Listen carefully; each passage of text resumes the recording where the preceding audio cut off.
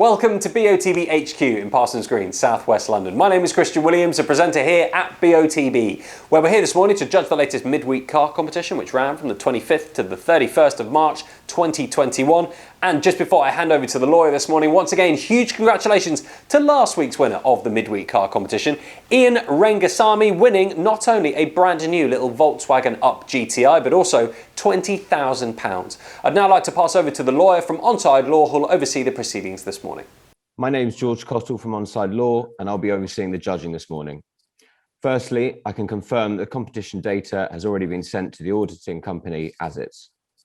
I would now like today's judges to introduce themselves and, using the secure link provided, mark on the screen where they think the centre of the ball should be. The group will then come to a final panel decision. Good morning, my name is Matt Cannon. I'm a senior county referee and footballer, and we're playing on Saturday.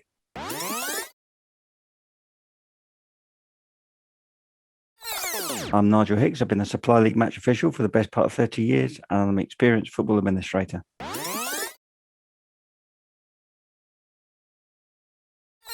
My name is Chloe Morgan, and I'm a goalkeeper for Crystal Palace Women.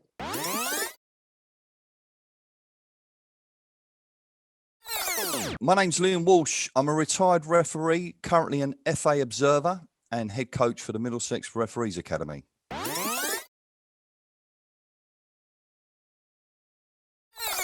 Good morning, my name is Adrien Goma. I'm an ex-professional footballer, having played for Paris Saint-Germain, Newcastle and Fulham.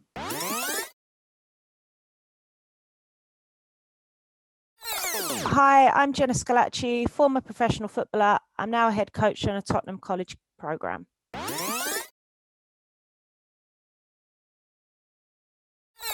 Good morning, my name is Leo Donnellan. I'm an ex-professional football player, having been with Chelsea, Fulham and Leyton Orient.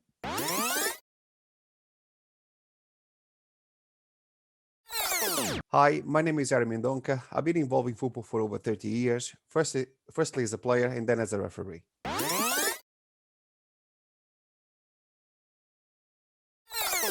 Good morning, my name is Andy Braithwaite and I'm a football referee, mentor and licensed observer.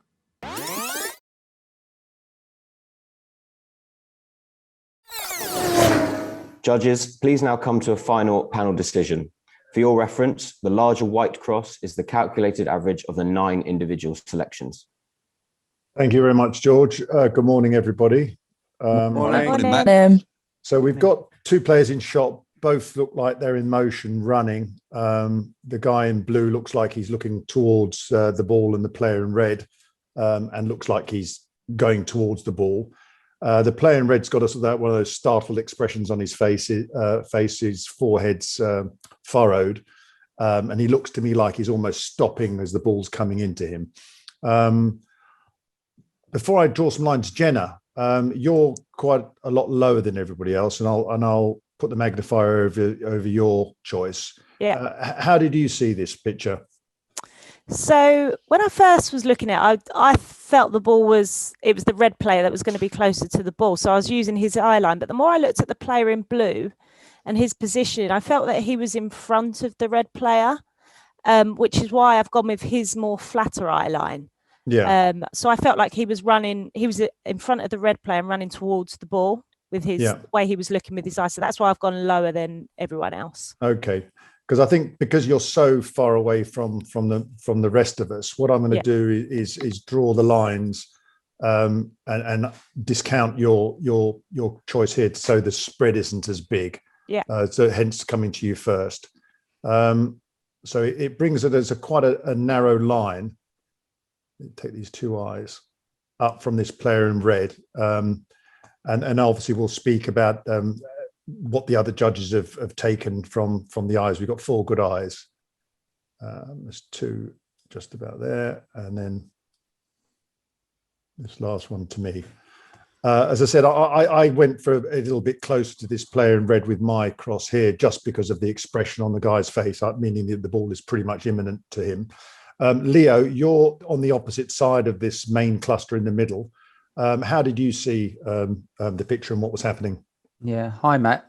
Yeah, no, I mainly went with obviously the player's eye lines. I think the player in blue, for me, he's looking across and up. I think the player in red, I think like it's been said, he's moving towards the ball. Both players are moving towards the ball, but I think the player in red is starting to sort of adjust or sort of check his position a bit. And I just felt the ball was between both of them. They're both trying to get to the ball, so it's just a matter of sort of how high you think that ball is. Yeah, okay. And what I'll do now is remove Jenna's choice, and it comes up into this quadrant. And then obviously this is the selected average, which is just behind Nigel. So I'll go straight to you, Nigel. And with Jenna put back in, you're fairly central to this choice anyway. How did you see this, and what was happening in the picture?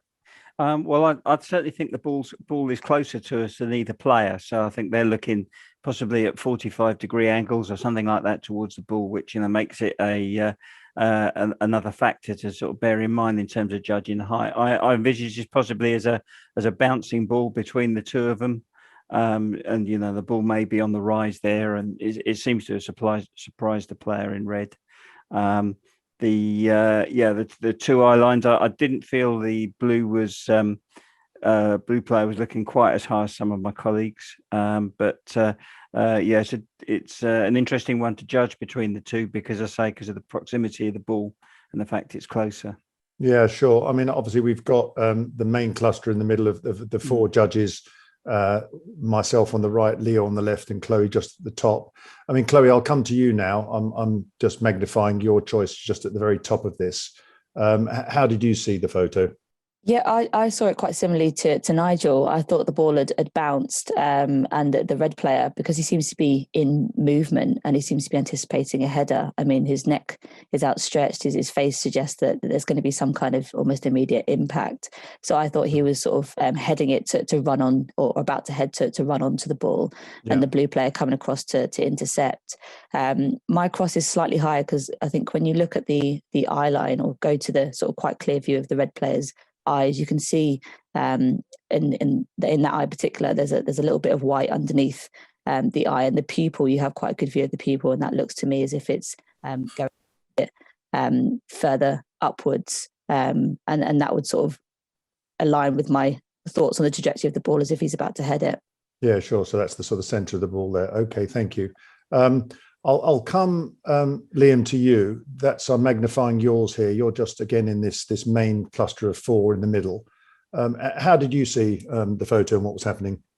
I can only echo, really, Matt, what Nigel said. I've got the angle of the head from the guy in red. I think his eye line's quite flat. It's just the fact that his head's tilted a little bit. It's giving my cross a little bit of elevation.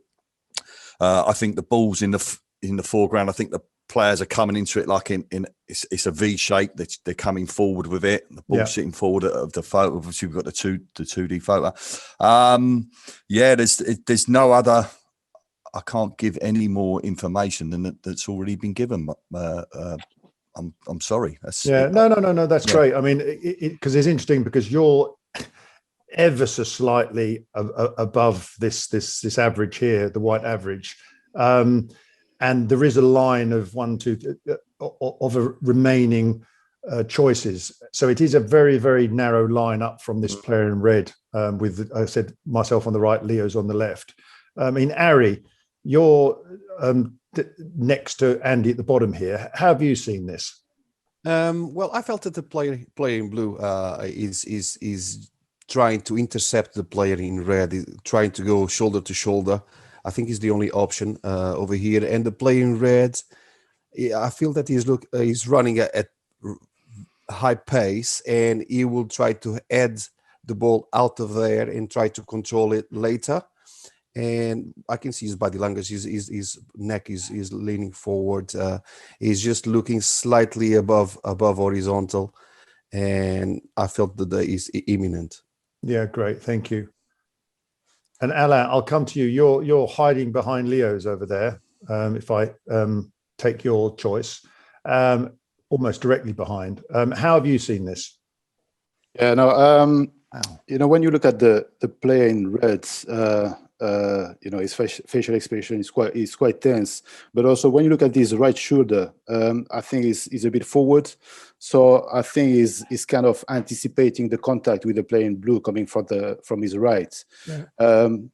And to me, he's looking quite flat, very slightly above horizontal. Now the player in blue, I think, as Harry said, I think he's going to go shoulder to shoulder against the player in red. Yeah. And he's looking, across slightly up. Hence, I put the center of the ball where it is. Yeah, thank you.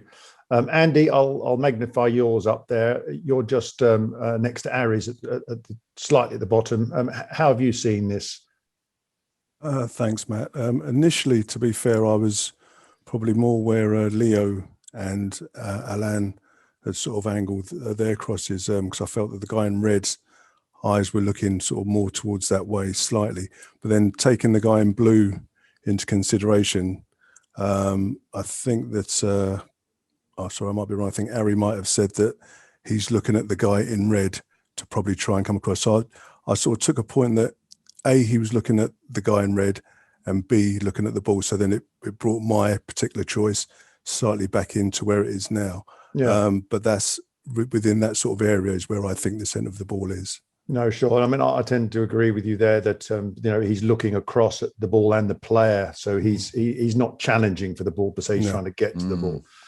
Okay, so I will draw another line up from this player. I'll take him from his forehead to bring a much lower trajectory in, which brings a very flat cross, a flat choice really from this player in red looking across, and it gives us Chloe's choice that's slightly higher than everybody else's. We'll get to the spread in a minute. So if I remove Chloe's, it just drops into the middle section. And what I think is important because of this player, and we're looking at the center of the ball, what I'd like to do is remove Jenna and Chloe's, and really because we have Leo and Alain on the left, whether to bring it over into the middle here or leave me, which brings it into the middle of the main cluster. And obviously we've got to remember the two choices do unbalance this average. And if I put Chloe's back in, it brings it up just a touch higher. So I'd like the first vote is whether we go, and we'll get to a second vote in a minute, whether we go without Chloe to bring it into a much tighter band. So Nigel?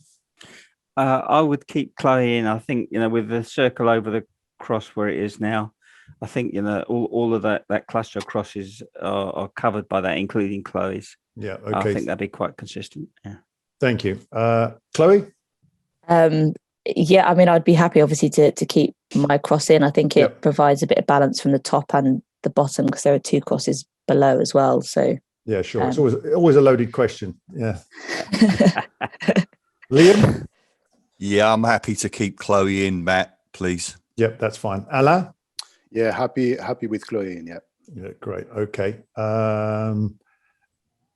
Jenna? I know you've been removed in opposite poles from Chloe, but... yeah, for the balance, I'd keep Chloe in. Great, thank you very much. Leo? I would keep Chloe in. Great, thank you. Harry? I agree with that as well. Yep, and then lastly, Andy. Yep, I keep the cross in. Okay, fine. So here we have the average as we've got it here. Anyone want to add anything else about whether if I put it over this average, I'm obviously on the outlier on the outside, but whether removing me skews it a bit and brings it too far over to the left, because it does mean that with myself removed, we've got then 5 of the judges on the right-hand side of this average and only 2 on the left. And that's the only justification I'd have of keeping myself in, not because it's outside the cluster, but it does give a balance to this calculated average shown in the middle, which is really in a tight formation with the four main closest crosses in the middle. So again, I'll go through Nigel. I think one thing to bear in mind, possibly because we've got 9 crosses today rather than 10, so we are missing them already. So I mean that does sort of steer me towards, but not removing any more than we really have to. I mean, it is outside the cluster, you know. Certainly, we've removed ones that have been closer to the circle than that, but still outside. But yeah, with 9 crosses, I take your point that it does skew it over a bit. So I mean, I'll be happy either way, but if I had to choose, I would probably say in. Okay, thank you very much for that. Chloe? Yeah, I think I agree with what Nigel said. I think even though obviously it does fall outside the main cluster, I think it does provide, especially where you've got 2 on the other side, and you seem to have a quite compact cluster in the middle that I think that the average works with at the moment. Yeah, it's slightly harder to see because Alain and Leo are so, you know, on top of each other. They're as close as you can possibly get to a choice. Even with the magnifier, you can hardly see Alain. So, okay, thank you very much. Liam? I'm going to vote to keep you in, please, Matt. And justify my reasoning being is that it keeps the average closest to my original choice. And I think that's the justification for that overall. Okay, thank you very much. Alain? Yeah, no, Matt, I think with you in, it keeps a good balance. So I would keep you in. Okay, thank you very much. And then Jenna? Yeah, I agree with Alan, keeping you in. Great, thank you. Leo? Gonna disagree. I would take you out, Matt, because I just think even when the average moves a little bit to the left, I still think it's good. Yeah. Okay, thank you very much. This is like a Billy Bremner takeout, I know. Harry? Well, I have to agree with Leo because even he makes a balance. I made this argument a few times before, and I was let out as well. And I felt that even if you zoom in with you in, you still see that everybody is inside of the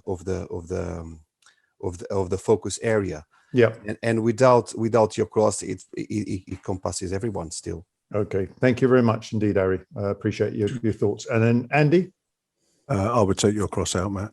Out. Okay, great. Thank you very much. Well, thank you, everybody. After a lively debate, George, we decided to progress on with the average as shown, with Jenna's cross removed, keeping Chloe and myself in, and the vote I have is 5-3 on the vote. 6-3 on the vote to keep myself in, and Chloe's was a sort of a full vote to keep her in. Okay, great. So thank you for that, everyone. If you're all happy, then please go ahead and click submit. Thank you, judges. The coordinates selected are 2297-1391. These coordinates will now be passed to the auditing company ASITS to calculate the winner of the competition, and they will then inform BOTB. That concludes the judging process. Thank you, everybody.